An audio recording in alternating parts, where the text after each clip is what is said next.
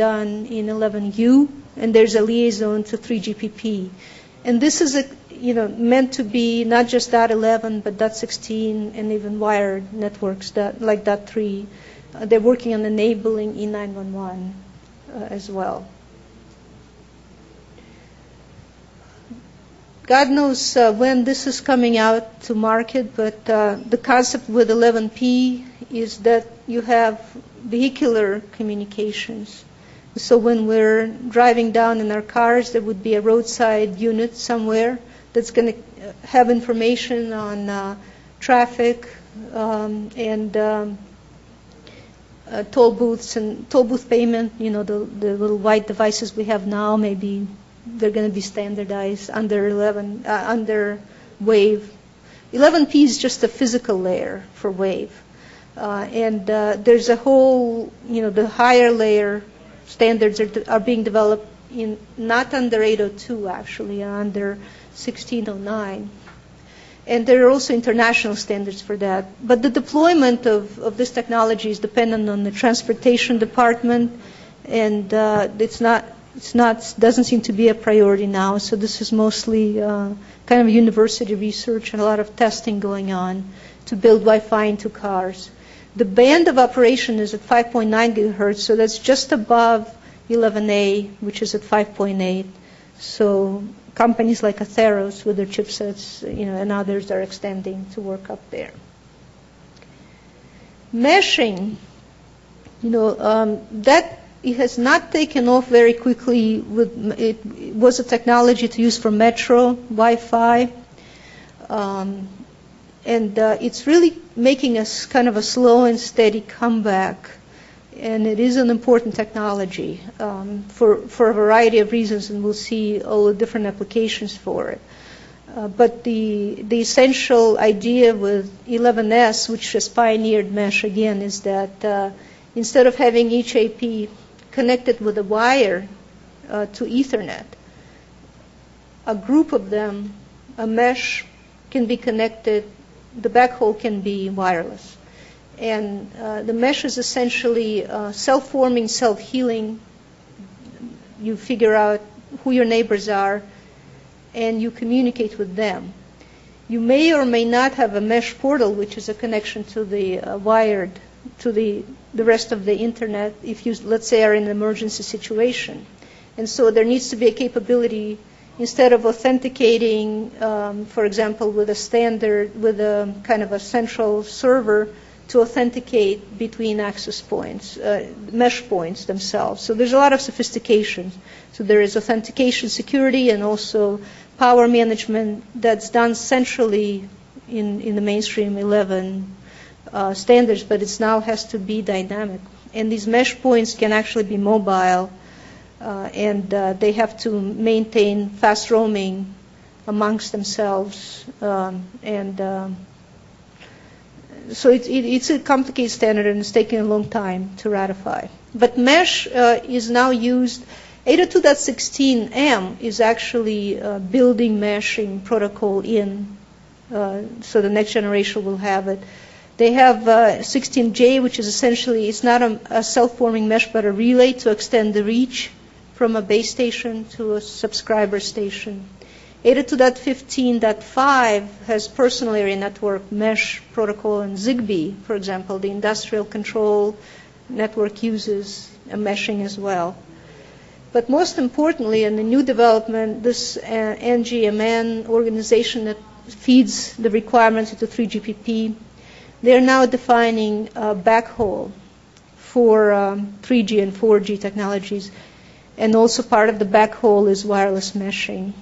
And backhaul is actually extremely important. That's another thing that differentiates LTE from WiMAX. WiMAX works best in a greenfield setting where there's nothing installed. WiMAX has been successful in the third world, Eastern Europe, Middle East, where there's nothing.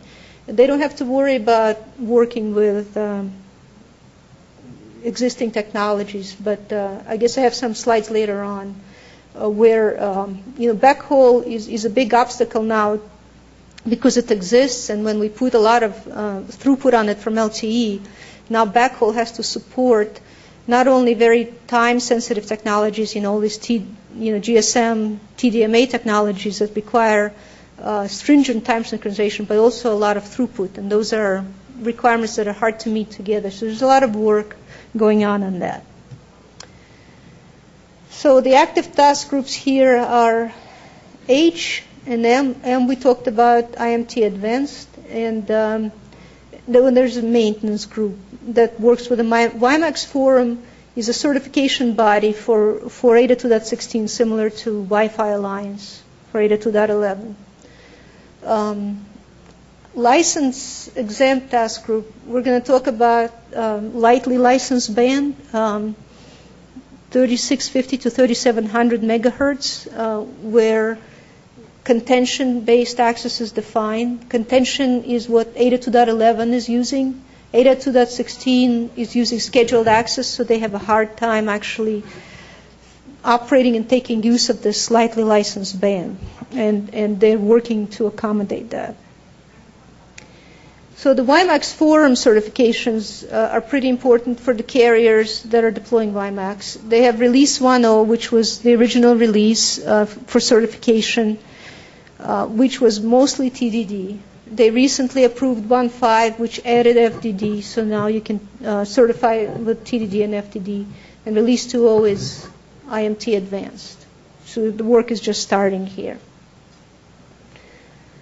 So mobility was not part of .11, but it's certainly, and it wasn't originally part of .16, but IEEE is learning about it, and the 3GPP folks know much more about it than IEEE folks. But it entails location management and handoff management. So you have to know where a mobile station is, and you have to know how to transition between base stations. And that can be tricky, especially at high velocity. So location management requires protocols for the mobile station to periodically inform the base station where it is. You need to know when the station is paged, you need to know what access point it's on, for example. And handoff requires also decision-making between the infrastructure, the base stations, and mobile stations. So reporting such as the transmission quality, signal to interference, and noise ratio, received signal strength, all of those go into effect, and it all must happen at very high velocity. So this is the challenge for mobility, essentially. And that's why mobile networks typically have lower data rates than fixed networks. Not only do they have to handle, but they have to adapt to multipath changes much more quickly. And that impacts the throughput on those networks. So in summary, you have 802.11 that basically rules, very well-established network in the homes, quickly making its way into the enterprise and into carrier networks, trying to become more like cellular technologies with awareness providers and E911 and management. 802.16 building off of .11, scalability and mobility. But now we also have white spaces, and I'm going to explore this more in a session on Thursday. But it is a major new market, and essentially it uses UHF spectrum where TVs operate, where there is no TV transmission. I have some slides later on more detail. And there's work now starting in not just 802.22, which is moving very slowly, but 19 and 11. And it's expected that white spaces will be initially Wi-Fi based. This is the camp that's moving the fastest to take advantage of the new regulations. Okay, so how much time do we have? We're supposed to end at 2. We have 20 more minutes. So I'm going to do a little bit of wireless broadband material beyond beyond IEEE, really, and then we'll take some questions. Are there any questions on so far? Maybe we should stop and take a little breather so far in the material.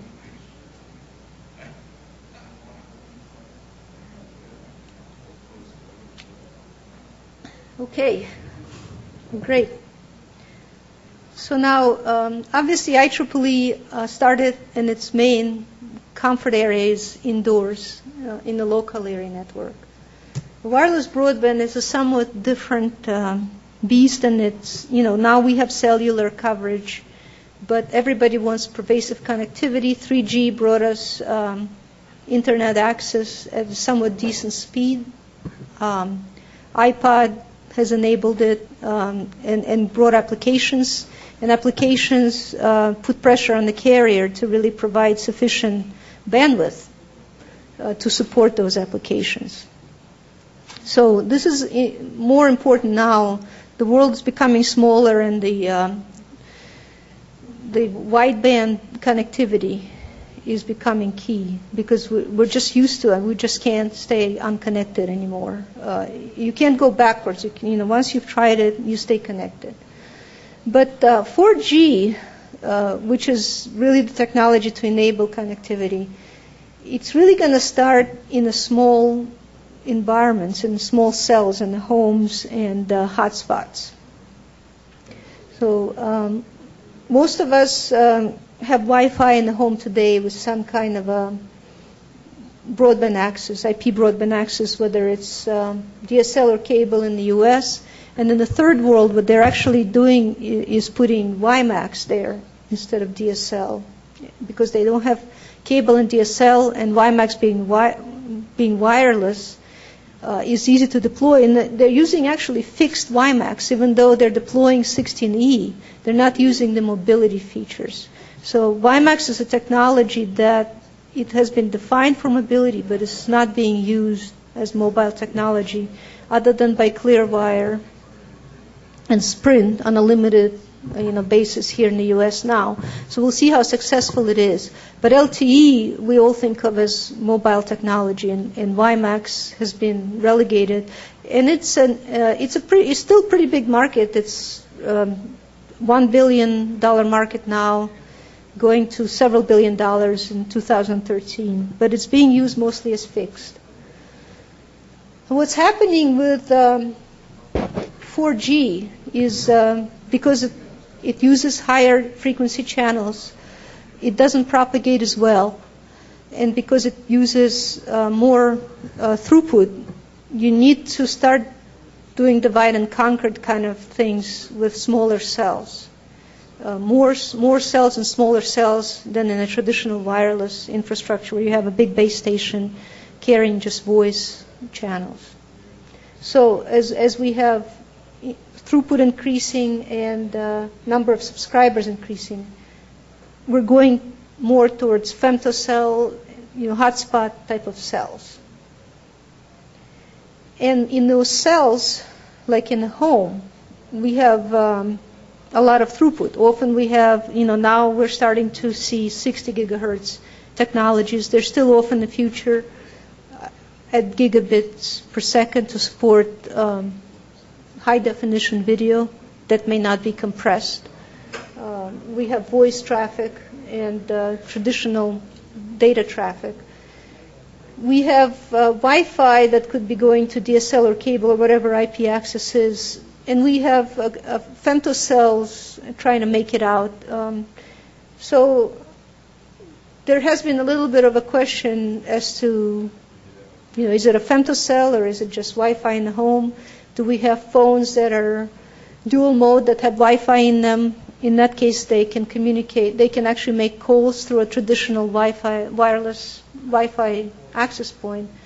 Or if you have a cheap phone, it will require a femtocell that can actually communicate in 2G or 3G protocols to the phone. In both cases, the femtocell and the Wi-Fi would go out on whatever IP broadband access is, and so you would use the pipe of your carrier to carry that voice traffic out to the voice network. So it's not your backhaul that the cellular people use. And the reason Sprint, AT&T, and other carriers that are looking at femtocells, or maybe T-Mobile that's looking at Wi-Fi-based technologies, they like this paradigm because their voice traffic partly gets carried on a backhaul that's already in the home. And it offloads their backhaul a little bit more. So probably you know about GAN UMA technologies, where a dual mode phone can essentially function on a Wi-Fi network or on a GSM network. In fact, UMA Camp is now expanding not just to GSM but to 3G support also, so that you could, most phones, especially smartphones today, have Wi-Fi. Users are demanding Wi-Fi. So this actually puts into question femtocell business case. So if a good percentage of the phones already have Wi-Fi, why not just use a Wi-Fi access point? Why do you need a femtocell? It's still open question today. So data networks and phone networks, they're getting closer together. They started out very different. In the phone world with GSM, CDMA, 2G, it's a very hierarchical network with base stations talking to a lot of very slow links, voice essentially, going to switching stations and switching into PSTN eventually. Data networks are IP-based, flatter, faster, with millions instead of thousands of base stations connecting in.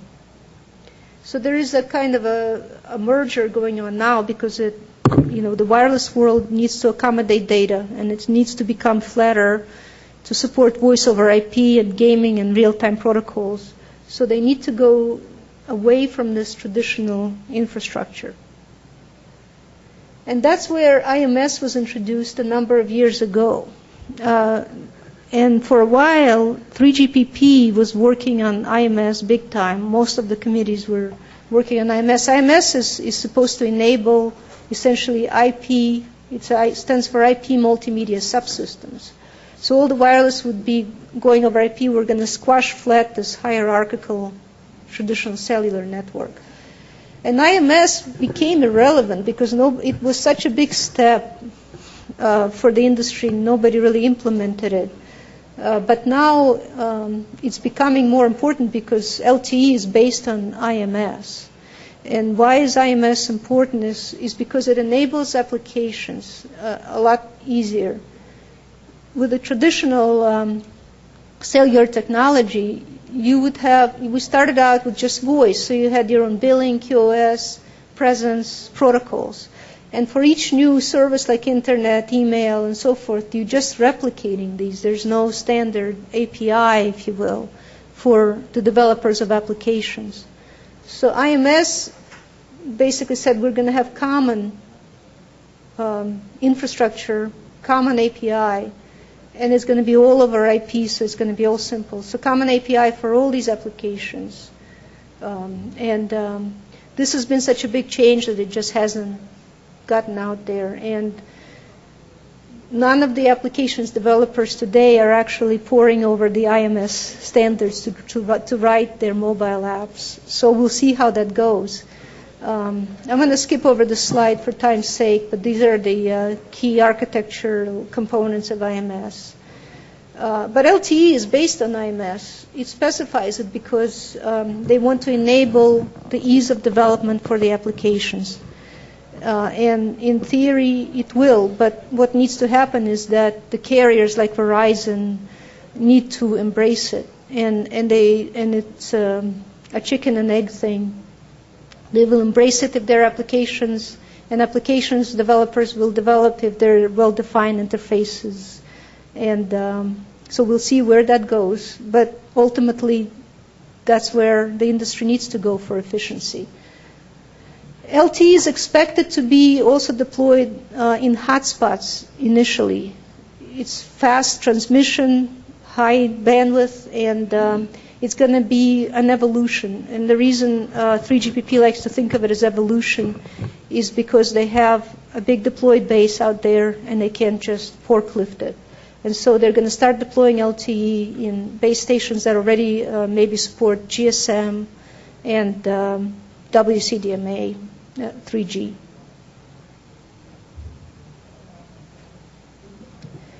So where WiMAX and LTE step away from Wi-Fi is scalability.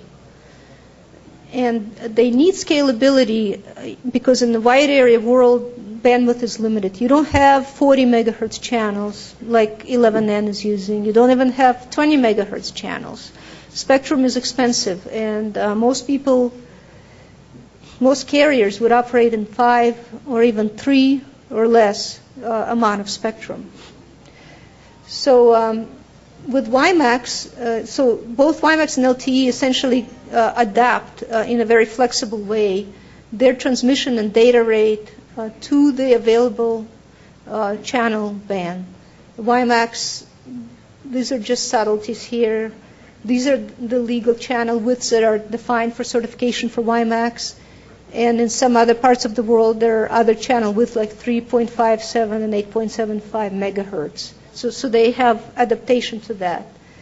Symbol time is around 100 microseconds. So it's a pretty slow transmission rate. And LTE basically working off of that, but they have more uniform kind of progression from 1.4 megahertz to 20 megahertz channels. LTE is also a flat network, whereas traditional cellular you have several levels of hierarchies. In LTE, from a base station, which is known as evolved node B for base station, you go through a single gateway, a single layer basically, to some other network. Some of them trusted, some of them non-trusted, and there is handoff enabled, and there are a variety of complications for non-trusted networks for handoff. But handoff is enabled to, WiMAX is also a trusted network. It's officially 3G. So there should be an ease of handoff between traditional 3GPP and WiMAX.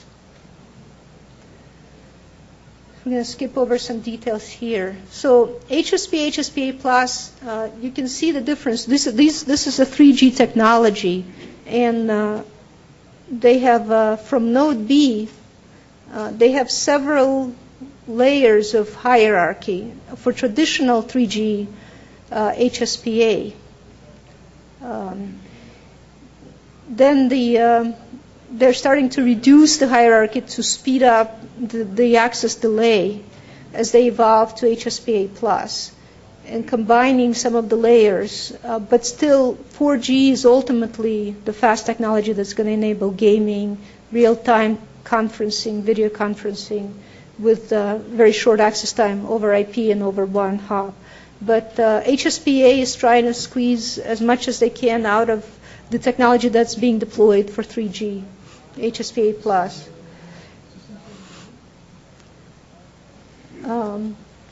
Backhaul, as we mentioned, is extremely important and challenging when we're adding a lot of traffic to already busy networks, and backhaul that has to maintain synchronicity, which is technically a hard requirement to meet. So that's where the 3GPP camp is a little bit ahead of WiMAX. WiMAX is getting more the greenfield markets because they don't have this established backhaul today. So, so there are backhaul standards under development, mostly at 3GPP, looking at MPLS technologies to route both real-time and high-speed data traffic that's non-real-time. Okay, so we're nearing the end here. So for WiMAX and LTE, both broadband wireless access technologies, essentially based on the same physical layer, and the same kind of scheduling technology with OFDMA, and both IP-based. One of the subtle differences in LTE, which we didn't talk about, is single carrier FDMA. When you have a multi-carrier technology like OFDM, you have a high peak to average power ratio on the transmitter, which causes a short battery life. I don't have the time or slides to go into the details, but I'm happy to speak to anyone interested at the end about this. But this is one step that Lte took away in the technology and physical layer from WiMAX that they consider central, and actually 802.16m is now also considering adapting that, this technology. Other than that, the technology-wise, it's mostly the same thing, with the difference really being mostly structural and political, organizational, with carriers more tightly working with 3GPP technologies, and IEEE having evolved to be a more independent standards body with more stringent. Are we okay on time? 2 minutes, but they've got some more. Okay, I thought we were. They want me to tell you to hurry up. So. Okay, I can. I've been talking for a long time. It's hard for people to stay with you for over an hour. So essentially, it's more political and organizational differences. Okay, so we have a little bit of open spectrum material, and it's both open spectrum and 3650 to 3700 newly freed up, and white spaces, which we'll talk about in more detail on Thursday. Essentially, it's going to be an ongoing, evolving battle. I mean, open spectrum is awfully attractive, and it's free, and IEEE has a lot to do to define the standards, but there are ongoing both technical and political battles being fought in the industry, which should be interesting to watch. Thank you very much.